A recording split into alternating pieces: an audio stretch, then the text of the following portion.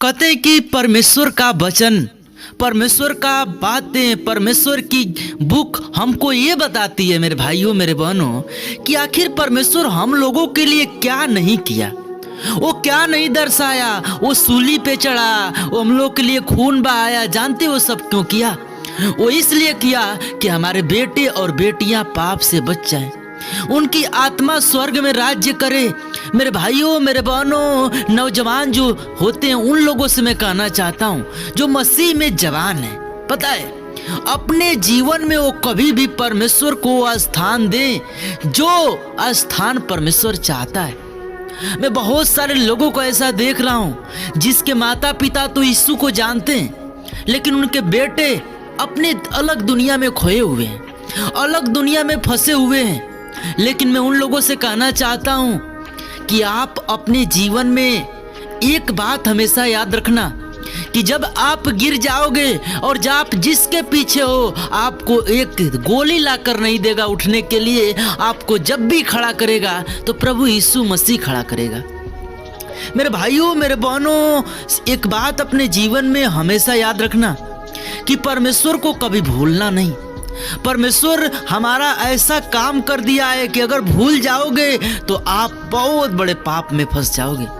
पता है वचन सिखाता है, वचन कहता है कि प्रभु के भूलने का विरुद्ध चेतावनी क्या बाइबल कहती है। आइए हम लोग पढ़ेंगे। व्यवस्था विवरण 8:11 में लिखा हुआ है, साफ साफ वो कहता है, इसीलिए सावधान रहना, कहीं ऐसा न हो कि अपने परमेश्वर यहोवा को भूल उसकी जो जो आज्ञा नियम और विधि मैं आज तुझे सुनाता हूँ उनको मानना छोड़ दे। हालेलुया। ये वचन कहता है कि जो बाइबल सिखाती है ऐसा नहीं हमको करना है कि उसको मानना छोड़ देना है। मानना छोड़ोगे जीवन में पाप करोगे। और आगे क्या कहता है 12 में, ऐसा ना हो कि जब तू खाकर तृप्त हो और अच्छे अच्छे घर बनाकर उसमें रहने लगे और तेरी गाय बैलों और भेड़ बकरियों की बढ़ती हो और तेरा सोना चांदी और तेरा सब प्रकार का धन बढ़ जाए, तब तेरे मन में अहंकार समा जाए और तू अपने परमेश्वर यहोवा को भूल जाए। तो जो तुझको दासत्व के घर अर्थात मिस्र देश से निकाल लाया है और उससे बड़े और भयानक जंगल में ले आया है, जहाँ तेज विषपाले 100 बिच्छू और जहरीत सूखे देश में उसने तेरे लिए चमकन की चट्टान से निकला, वो तुझे जंगल में मन्ना खिलाया जिसे तुम्हारे पुरखा जानते न थे, इसलिए को तुझ पर नम्र बनाए। हालेलुया। ये वचन क्या सिखाता है कि जब परमेश्वर हमको अच्छे घर दे दे, अच्छे पैसा दे दे, अच्छा गाड़ी दे दे, तो उसमें तृप्त न होना है। जो व्यक्ति तृप्त हो गया वो समझो वहीं से उनका विनाश चालू हो गया। एक बात अपने जीवन में हमेशा याद रखना कि आप चाहे घट रहे हो तो आप परमेश्वर में ये न कहो कि परमेश्वर क्या, परमेश्वर मैं घट रहा हूं और इसका वजह तू है। नहीं, आप परमेश्वर को धन्यवाद दो। अय्यूब घट रहा था, उसका सब कुछ नाश हो रहा था, लेकिन कभी कूड़ा नहीं।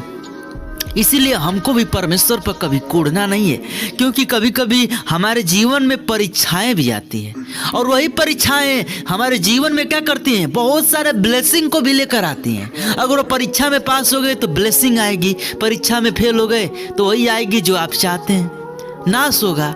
तो मेरे भाइयों मेरे बहनों, मैं आपको सिखाना चाहता हूँ आप परमेश्वर में दृढ़ता से बने रहो, चलते रहो, उसके पीछे हो लो। और पता है बहुत सारे डिप्रेशन, चिंता, टेंशन हमारे जीवन में आते हैं, सबको यीशु पर डालो और जो काम करना है आप करो। मैं 100% लिख के दे रहा हूँ, उसमें सफलता जरूर मिलेगा। चाहे मैं क्यों ना हूँ, मैं कभी कभी सोचता हूँ मैं काम करने जा रहा हूँ, मैं सफल होऊंगा कि नहीं होऊंगा। हमको परमेश्वर पर बिलीव नहीं है भाई।